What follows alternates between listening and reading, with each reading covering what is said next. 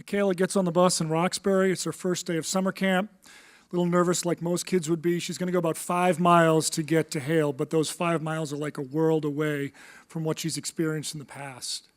1,100 acres, 20 miles of trails, 4 ponds, and since 1918, Hale has been bringing kids from Boston outdoors to give them unique experiential opportunities. And today, we serve about 8,000 children from September through June, and in the summer months, about 4,400 children come to our summer programs from 75 different communities. One of our flagship programs is the OLA program, Hale Outdoor Learning Adventures, and that's a partnership with the Boston Public Schools, and that's the program Michaela was coming to on her first day of camp. The bus arrived, the kids got off the bus, and they headed down the trail to go towards camp. And Michaela got off the bus and stood there and said, "I'm not going to camp. No way, there are too many trees and I'm scared of bugs. I'm not gonna go to camp." The rest of the kids went on, and the counselor said, "Michaela, the bus won't take you home today. You're gonna have to come down to camp. Why don't you come down to the camp office and we'll start there?"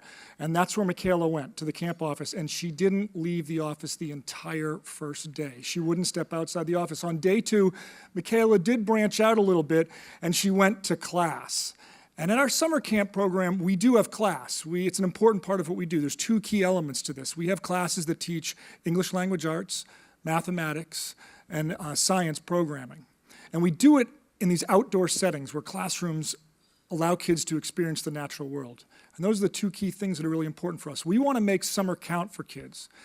We know that lower income students don't have as many summer opportunities as their middle income and higher income peers do. And the result of that is that when they come back to school, they're a little farther behind than their peers could be.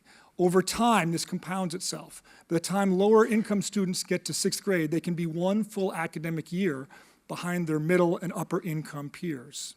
We want to make summer count for these kids. The second thing that's important is that the kids get outside, that they have experiences to be outside. In the 1970s, 80% of kids were walking or biking to school. By the 1990s, this number decreased to only 9%. Today, we know it's even lower. And when you add in the competition with screen time, the big blue section there, the amount of time kids are spending on screens each day, compared to the amount of time that they're spending outdoors, the little green sliver up there, we know that this is the generation that will be the least connected with nature than any other generation in human history. And we want our kids to be connected with nature because we know nature matters. We know that being outdoors makes a difference. A Stanford University study just came out recently. It said that if you take a walk in the woods or take a walk in an urban setting, that walk in the woods will decrease your stress 50% more than the walk in an urban setting will. Kids need to have connections with nature so they recognize that this is a place where they can relax and recuperate and regenerate. So Michaela eventually does make it beyond the office and class. And she gets out and she starts to go to the environmental science program. She goes to the floating classroom where with her peers she studies pond ecology and water quality. She makes a bunch of great friends during her 5-week summer camp program, and the summer 5 weeks fly right on by. On that last day of camp, Michaela gets together with counselors. They take the obligatory selfie, of course, and they give a hug, and the counselor says, "Michaela, do you remember day 1 of camp?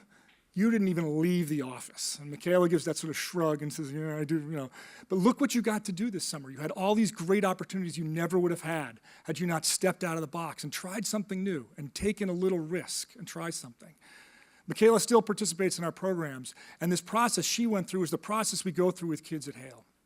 We take Boston youth, we give them an urban youth, and we give them a chance to come to Hale, where we ask them to do 3 key things. We ask them to look deep at themselves and look deep academically, explore, engage. We ask them to be bold, take risks, steps outside their comfort zone where they'll try something that may not be the norm. Climb the ropes course, go on a new activity, go boating for the first time, or in Michaela's case, just step outside. But whatever that risk may be, take that risk, and then think big. We ask the kids to take their experience and think about how that can apply, how they can use those skills, the leadership they've developed, and apply that someplace else. Because we know what happens when kids have developed that confidence and leadership skills, is that when they go on, they're successful and healthy in their academics, on to their career, and in life in general. Now at Hale, we've got some proof of concept with our programs. The National Institute of Out of School Time has been evaluating our program for the last 6 years, as have the RAND Corporation. And through this process, we've learned that we exceed the benchmarks in every area of evaluation. We've been working with RAND and looking at our impact in math and English language arts, and our students' pre- and post-tests exceed the scores of many of our peers who are doing similar work in this area.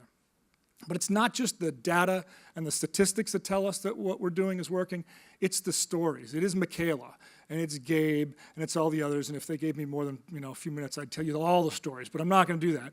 So it's the stories that really make the impact, and that's what drives us to want to do more, to take what we're doing to scale and to broaden our impact. There are 2 prime goals for us. One, take this Hale outdoor learning program that we've been doing for years and expand it. We want to expand it by 185% to go from about 70 kids to 200 children in the summer. In addition, we want to establish an overnight camp. We don't want Michaela to get on that bus every day and go back to Roxbury where she was coming from. We want her to have that enriching, deep experience that she can have by spending the night. 4 days in a setting like Hale increases creative problem solving by 100%. We want Michaela and all the kids who come to camp to have that overnight and deep experience. To do this, of course, we're going to need some support. We're looking for $1 million. What this will do at this stage is allow us to guarantee the increase in the OLOP program. We will go from 70 to 200 kids. It will also allow us to get all the initial planning prepared for the resident camp so we can open that camp. When we go camping at Hale, we make a huge difference in kids' lives.